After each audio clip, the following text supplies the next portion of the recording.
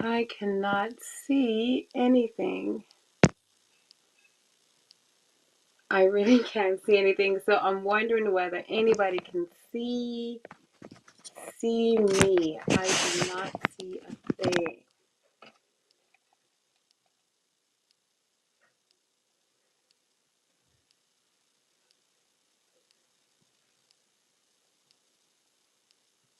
Uh, this is so strange.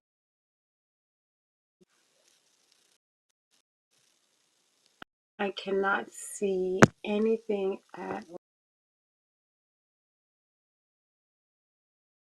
See me.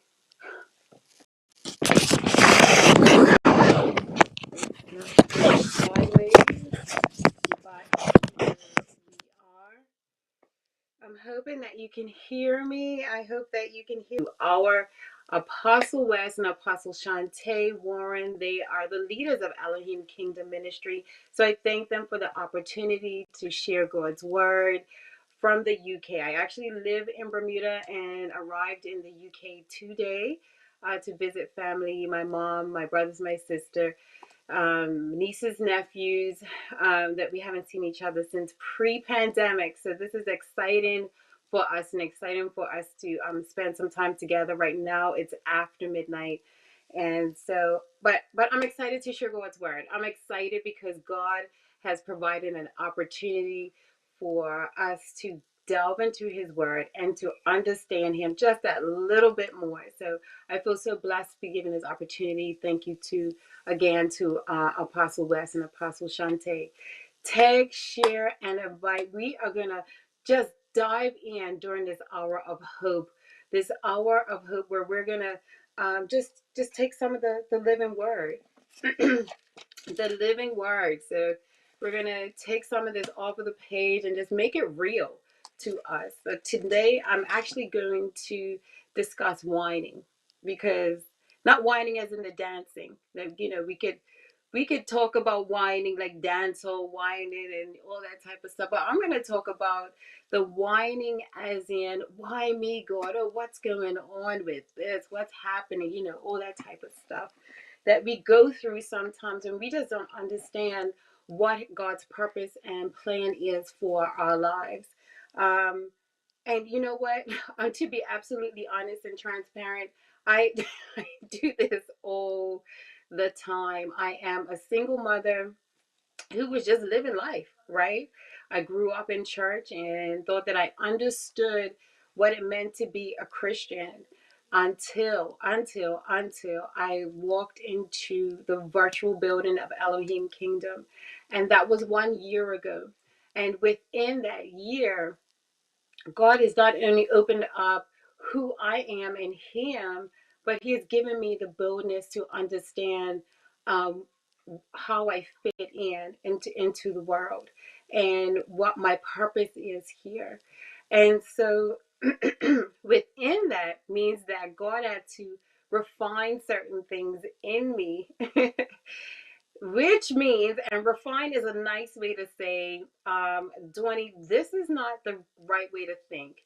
So let's just polish that up. meaning that it's going to be kind of abrasive and it's not going to feel that great.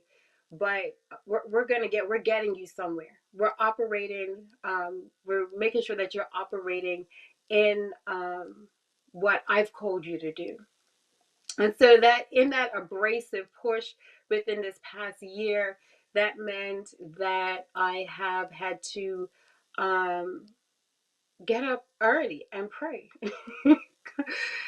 And I was like, oh my gosh, I don't feel like getting up at 6 o'clock every day just to, pray.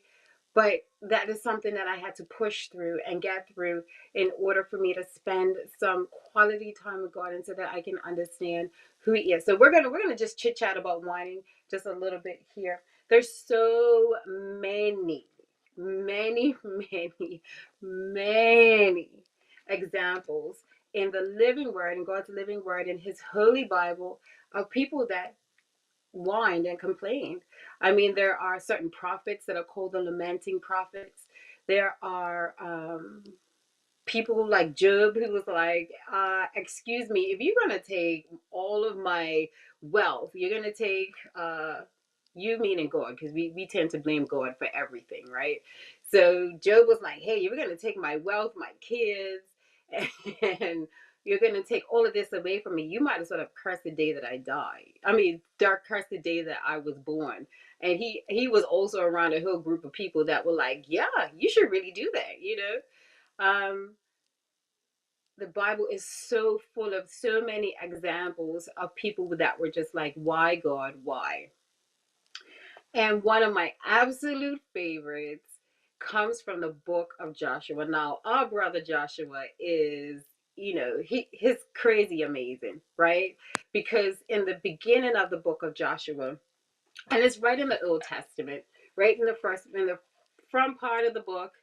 So it's not that far from the beginning. God it's so important that God put it close to the beginning. So our brother Joshua is a book that tells about just the greatness of God and somebody whose heart was for God. So our brother Joshua, his book starts out where Moses had died. And a lot of times we're like, oh my goodness, what are we going to do now as far as what is our promise? What,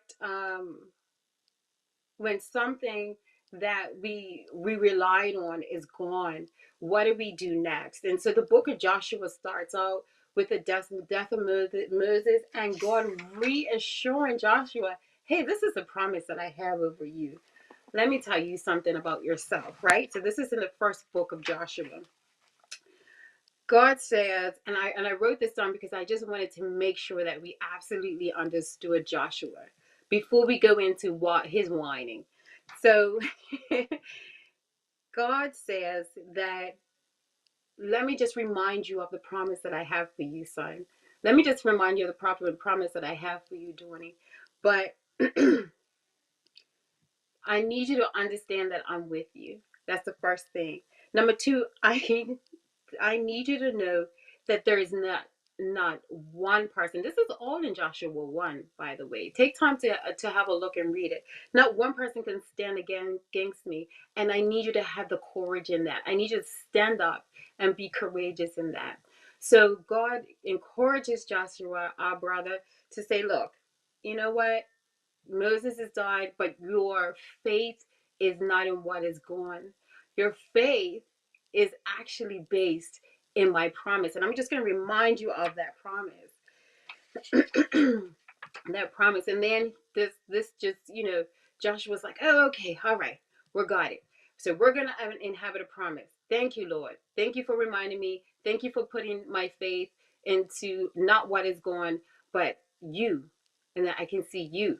Okay, good. And so then he goes into the promise. He goes into the area where the promise is. And sometimes it's so funny because I just imagine Joshua sending these spies, and these spies, so I have kind of a very vivid imagination. So I'm imagining these spies have like these balaclavas walking around trying to, walk throughout the land that God has promised them.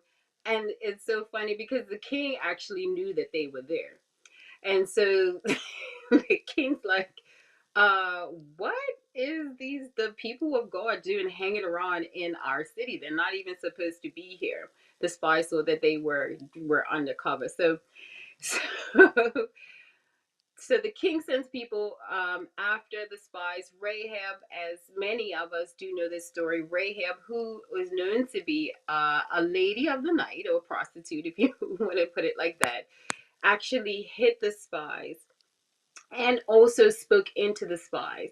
How many times have we actually allowed somebody, or not even just that, sometimes God sends people that we really don't think are people of God, or we really have a word from God um, for us. So Rahab, who is the most unlikely prophet, actually spoke into the lives of the spies and said, guess what? While you were in hiding and scared, we were afraid of you. You spent 40 years afraid, but we heard about you already. Come on. So we we sometimes do not understand the power that we have, but others do see that in us.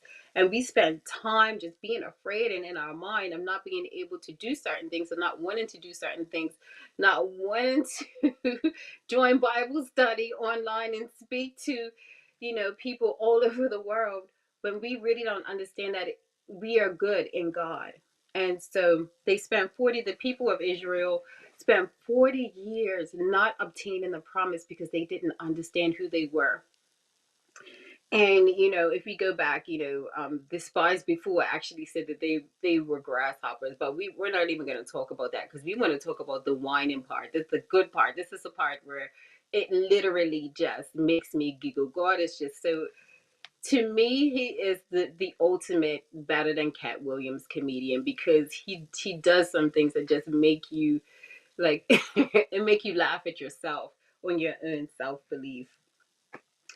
And so we're just gonna mosey on through Joshua 3, because we're just trying to understand in Joshua's response, Joshua's whining and saying, why me? And then we're just gonna mosey on chapter 3. We're almost there, because it's in Joshua 7 is where we're going. Joshua 7 is where this is where our brother was like, look, I'm done. But here we go.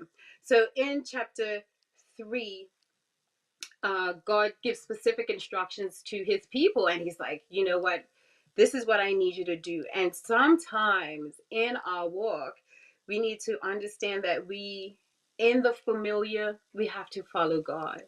And so they walked and followed the priest, and um,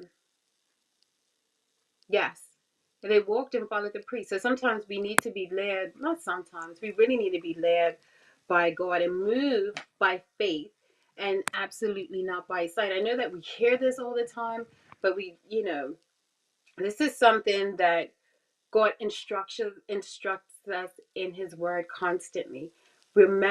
Just remember that it is me that you need.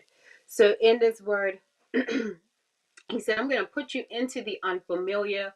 Dorney, I'm going to make sure that you go on camera, which is something that you're unfamiliar with, but you follow me, and then and you listen as I speak through you. So he said to consecrate yourself before you go. And this is after the spies came back, and Rahab helped them, and the spies were like, they went back with a favorable report. We could take these people. We'll got them. Don't worry about that. So in Joshua 5, now we're getting almost to Joshua 7, where we're going to hear God's response to our whining. Why me? So in Joshua 5, the enemies heard and they feared. And sometimes going into your promise may mean that we have to obey a command of God and cut something off.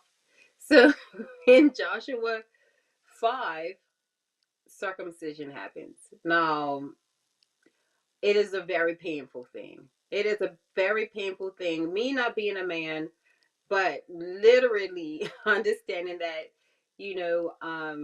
the idea of physical circumcision could be incredibly painful. I have hit my toe on many of occasions and may not have used the best language. but I'm sure it is much more painful than that.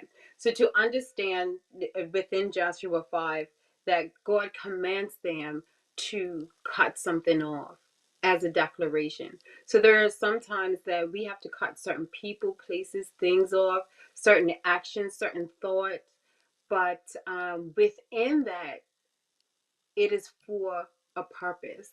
It is so that we can prove our covenant to God. It's so that we can prove our heart is towards Him. And so